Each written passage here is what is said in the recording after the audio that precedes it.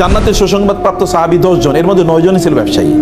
আপনারা মনে করছেন যে একজন আল্লাহওয়ালা দিনদার মানুষ ভিক্ষুক, দিনদার মানুষ হচ্ছে কি তিনি একেবারে দুনিয়ার মধ্যে তার কোনো মানে দুনিয়ার সাথে কোনো সংস্পর্শ নাই। আমরা মনে করি জোহদ মানে যে লোকটা খুবই আল্লাহওয়ালা, মানে তার দুনিয়ার প্রতি কোনো ভালোবাসা নেই, এ লোক আল্লাহওয়ালা না। কেবল স্যার আল্লাহওয়ালা, এতে আল্লাহরই বুঝে নেই, মানে আল্লাহর দিনই বুঝে নেই। আল্লাহ দিন বোঝা মানে হচ্ছে আল্লাহ রাসূল সাল্লাল্লাহু আলাইহি ওয়াসাল্লামের চেয়ে স্মার্ট কে ছিল, স্মার্ট ম্যান মানে স্মার্ট প্রফেট, এর চেয়ে স্মার্ট কেউ ছিল না। আপনি মুসলিমদের যদি উম্মার দিকে যদি তাকান, 10 জন আশারে মুবাশশারা মানে জান্নাতের সুসংবাদ প্রাপ্ত সাহাবী 10 জন, এর মধ্যে 9 জনই ছিল ব্যবসায়ী। কয়জন ছিল ব্যবসায়ী? 9 জনই ছিল ব্যবসায়ী। এই উম্মার সবচেয়ে বড় ব্যক্তির নাম কি বলেন তো? রাসূল সাল্লাল্লাহু আলাইহি ওয়াসাল্লামের পরে আবু বকর রাদিয়াল্লাহু তাআলা আনহু। কত বড় ব্যবসায়ী ছিলেন, কি পরিমাণ কৃতদাসকে মুক্ত করে দিয়েছেন তিনি তার টাকা দিয়ে কিনে। এই উম্মার 2 নম্বর ব্যক্তি হচ্ছেন ওমর রাদিয়াল্লাহু তাআলা আনহু, ব্যবসায়ী ছিলেন। এই উম্মার তৃতীয় সবচেয়ে বড় ব্যক্তির নাম কি? ওসমান রাদিয়াল্লাহু তাআলা। সবচেয়ে নামই তো ওসমান গনি, মানে ওসমান ধনী, ওসমান দা রিচ, নামের অর্থ ওসমান দা রিচ। এইরকম মানুষে তিনি তারা ছিলেন। এবং এদের দিন প্রচারের ক্ষেত্রে 3 জন ব্যক্তির অবদান যদি সবচেয়ে বেশি হয়, একজন হচ্ছে খাদিজাতুল কুবরা রাদিয়াল্লাহু তাআলা, কারণ তার সম্পদ সব দিন প্রচারের জন্য কাজে লেগেছে। আরেকজন আবু বকর রাদিয়াল্লাহু তাআলা, দিন প্রচারে তার সম্পদ সবচেয়ে বেশি কাজে লেগেছে। আরেকজন ওসমান রাদিয়াল্লাহু, দিন প্রচারে তার সম্পদ সবচেয়ে বেশি কাজে লেগেছে। আরেকজন ব্যক্তির নাম বলতে হবে, তার নাম হচ্ছে আব্দুর রহমান ইবনে আউফ রাদিয়াল্লাহু তাআলা, সবচেয়ে বড় ধনী মদিনার। মক্কা থেকে গিয়েছেন কিন্তু ব্যবসায়ী, মদিনায় গিয়েছেন কিছুই তার নাই। একজন এর সাথে তার বন্ধুত্ব করে দেওয়া হয়েছে, তিনি তাকে গিয়ে বললেন যে তোমার সাথেও আমার বন্ধুত্ব, তো আমার ঘরের অর্ধেক তোমার দিয়ে দিই। বলে না, তোমার ঘরও আমার দরকার নাই, তোমার ল্যান্ডও আমার দরকার, তুমি একটু বাজার আমার দেখা দাও, বাজার কোন দিকে। তারা নিয়ে গেলেন বাজারে।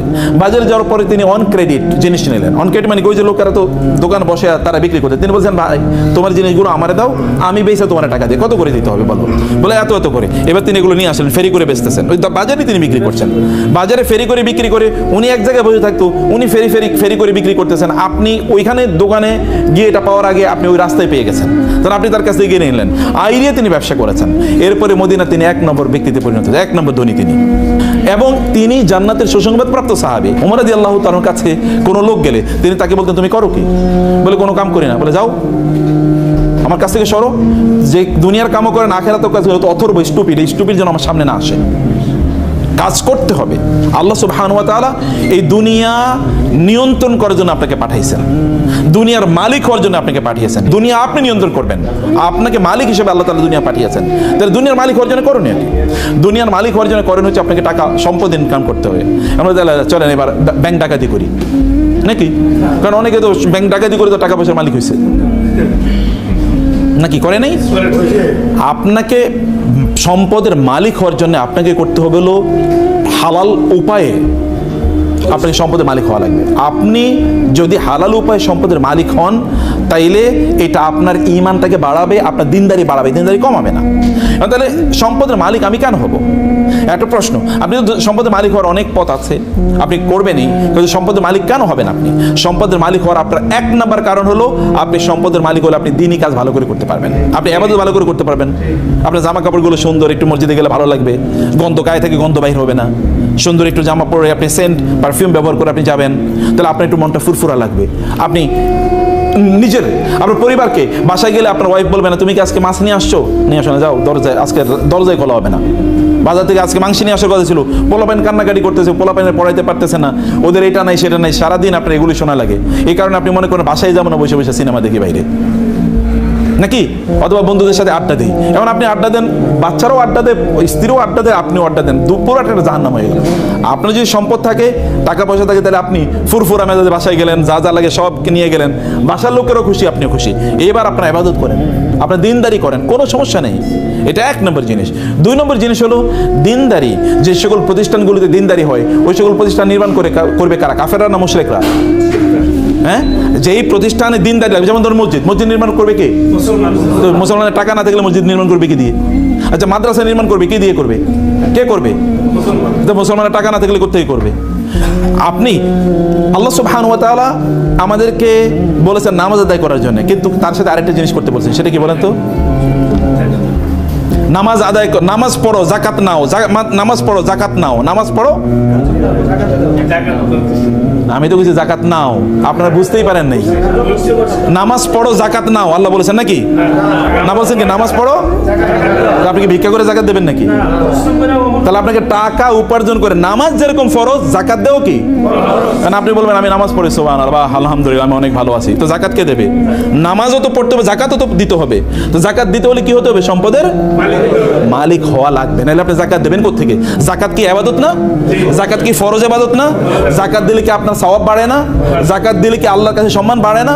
তো আপনি কেবল জান্নাতে চলে যাবেন নামাজ পড়ে, জাকাত না দিয়ে আপনি জান্নাতুল ফেরদৌসের মালিক হয়ে যাবেন? নো, জাকাত দেওয়ার মালিক হওয়া লাগবে। তো জাকাত দেওয়ার মালিক হতে হলে কি লাগবে? টাকা ইনকাম করতে হবে, সম্পদ ইনকাম করতে হবে। সম্পদ ইনকাম না করলে আপনি কেমনে করবেন? এখন আমরা সম্পদ ইনকাম করতে পারছি না, আমরা এখন হয়ে গেছি কি জানেন? আমরা কেবল এখন হচ্ছি কনজিউমার। কনজিউমার হচ্ছে আমরা ভোক্তা। যেমন ধরেন আপনি, ওরা ইহুদিরা জিনিস বানাবে আপনি কিনবেন, খ্রিস্টানরা জিনিস বানাবে আপনি কিনবেন, আর আপনি খাইবেন, বলবেন আলহামদুলিল্লাহ, তৃপ্তিতে বল আলহামদুলিল্লাহ সুবহানাল্লাহ, আল্লাহ খ্রিস্টানদেরকে আমাদের সেবক বানাইছে। বুঝছেন এরকম কিনা? আপনি বলছেন খ্রিস্টানরা সেবক বানাইছে, আল্লাহ তাআলা খ্রিস্টানদেরকে ইহুদিদেরকে আপনাদের সেবক বানাইছে, ওরা জিনিস বানায় আর আপনি খান বৈশা বৈশা, আর আপনি বুঝেনই না যে আপনি সব ওদেরকে দিয়ে দিলেন, আপনি ওদের দাসে পরিণত হয়ে গেছেন, আপনি ওদের কৃতদাসে পরিণত হয়ে গেছেন। আপনি বলেন যে আপনি অনেক ভালো আছেন, কিন্তু আপনাকে যদি বলা হয় আপনি কি আমেরিকা যাবেন, বলে ভাই প্রয়োজনে সেজদা দিব তারপর আমেরিকা যাবো। এই পৃথিবীর মানুষের সবচেয়ে স্বপ্নের জায়গা কোনটা? ইউরোপ, আমেরিকা না? দেখেন না বাংলাদেশের লোকেরা, তারা হারাম কি হালাল কি কোনো কিছু বাঁচে না, তারা ইউরোপে যাবেই।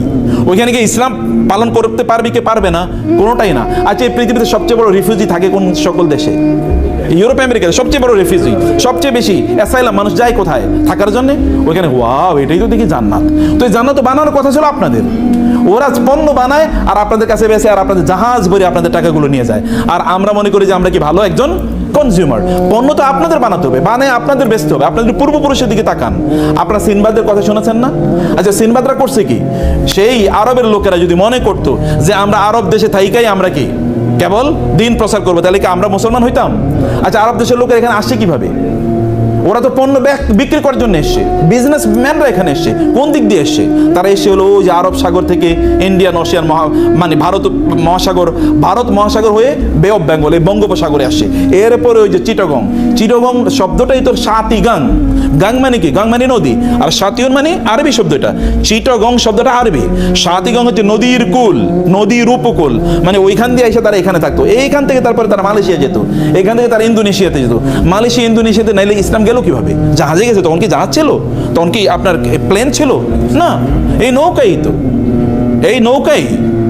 নৌকা দিয়ে তারা বড় বিশাল বড় ইয়ে ছিল, কি বলে পাল, এই পাল তোলা নৌকা বা জাহাজে তারা এখানে ইসলাম নিয়ে এসে পণ্য বিক্রি করতে এসে। কিন্তু পণ্যের সাথে তারা কি বিক্রি করছে? তারা ইসলাম সেল করেছে পণ্যের সাথে। পণ্য কিনতে গিয়ে লোকেরা দেখলো এত ভালো মানুষ, তো দেখি ফেরেশতা, এরকম লোক তো আর কোথাও দেখি না। এত ভালো মানুষ পণ্য বিক্রি করতে এসে কিন্তু এরা কি এসে ইসলাম প্রচার করে গেছে। ব্যবসায়ীরা ইসলাম প্রচার করছে। আমার মতো এরকম আপনি শাহজালাল শাহপরান কয়জন এসছে? কিন্তু তার চেয়ে বেশি, হাজার গুণে বেশি এসে কারা? ব্যবসায়ীরা। আপনি বলেন তো, আপনার এলাকায় দুজন দোকানদার আছে। একজন দোকানদার গেলেই আপনাকে জিজ্ঞেস করে, ভাই আসসালামু আলাইকুম, কেমন আছেন, বাসা সবাই ভালো আছে, আপনার কোনো সমস্যা নাই তো? ভাই কোনো সমস্যা থাকলে আমাকে বললেন, এবং সবচেয়ে ভালো পণ্যটা দেয়। আরেকটা লোক আছে খিটখিটে, প্রচন্ড খিটখিটে, গেলেই আপনার সাথে রাগ করে কথাবার্তা কয়, এবং আপনি 3 বার কথা বলে একবার শুনে আপনি কার কাছে যাবেন? যে সালাম দেয়, কথাবার্তা শুনে, এই লোকটা তো ভালো, তার সাথে গল্প করবেন, তার মতো হতে চাইবেন, বলে আপনার সন্তানকে বলবেন ওই লোকটার মতো, দেখো না কত সুন্দর করে কথাবার্তা বলে। এই মুসলমানরা তো সেই কাজটাই করছে, জিনিস বেচছে, কিন্তু লোকেরা দেখলো আরে এরা তো দেখি আমাদেরই লোক। এই আপনার বিপদ, তাড়াতাড়ি তাকে হসপিটালে নিয়ে গেছে। আপনার ওয়াইফের সমস্যা, তাড়াতাড়ি তার ওয়াইফের পাঠিয়ে যায়, দেখা তো তার বাচ্চা হবে, একটু তুমি তাকে হেল্প করো তো। মানুষ যেগুলো, এরাই তো সবচেয়ে ভালো মানুষ। এবং এরা তখন কি, এদের বলো তো আপনারা আসলে কোন ধর্ম পালন করেন? বলে আমরা এই ধর্ম পালন করি। ঠিক আছে, আপনাদের ধর্ম আমরাও পালন করা শুরু করে দিলাম। এরা এইভাবে মুসলমান হয়ে গেছে। বুঝতে পেরেছেন? অর্থাৎ আমাদেরকে মৌলিকভাবে ব্যবসায়ীদের কাজ হচ্ছে, ব্যবসায়ীরা তারা সম্পদ উপার্জন করবে, একদিকে তারা নিজেরা ভালো থাকার জন্য, এবং 2 নম্বর তারা কি করবে? এই সম্পদের মাধ্যমে তারা কি করবে? সম্পদের মাধ্যমে তারা দিন প্রতিষ্ঠার কাজে তারা ব্যয় করবে। এটা কেবলমাত্র ক্যাপিটালিস্টিকদের মতো না, যারা কেবল টাকা উপার্জন করা, এটা এক ধরনের গ্রিডে তাদের পরিণত। গ্রিড মানে হচ্ছে এক ধরনের লোভ।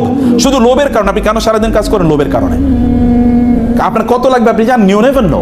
আপনি জানেন না কেন আপনার টাকা লাগবে, এটা কি কারণে আপনি ইনকাম করছেন তাও আপনি জানেন না। আপনাকে জানতে হবে কেন ইনকাম করছেন, আপনাকে বুঝতে হবে কেন ইনকাম করছেন। আপনি দুই কারণে করছেন, একটা হচ্ছে আপনি নিজে ভালো থাকুন, আর হলো আপনার কি সমাজ ভালো থাকুন। আপনার অনেক টাকা পয়সা, আপনার ব্যাংকে টাকা পড়ে আছে, আপনার আত্মীয় স্বজন তারা না খেয়ে মারা যাচ্ছে, আপনি এই টাকা দিয়ে করবেন কি? এটা আপনাকে দুনিয়াও বাঁচাতে পারবে না, আখেরাতও বাঁচাতে পারবে না। আপনার প্রচুর পরিমাণ টাকা আছে কিন্তু আপনি দিনই কোনো কাজেই অংশগ্রহণ করলেন না, তাহলে আপনি টাকা দিয়ে করবেন কি? আপনি দেখেন এই পৃথিবীতে কারুন অথবা এরকম, আচ্ছা গত 100 বছর আগে বাংলাদেশের সবচেয়ে ধনী মানুষ কারা ছিল? 10 জনের নাম বলতে পারবেন কেউ? একজনের নাম বলতে পারবেন না। কিন্তু 100 বছর না, 500 বছর আগে এই পৃথিবীতে সবচেয়ে বড় আলেম কারা ছিল? তাদের নাম কি আমরা জানি কিনা?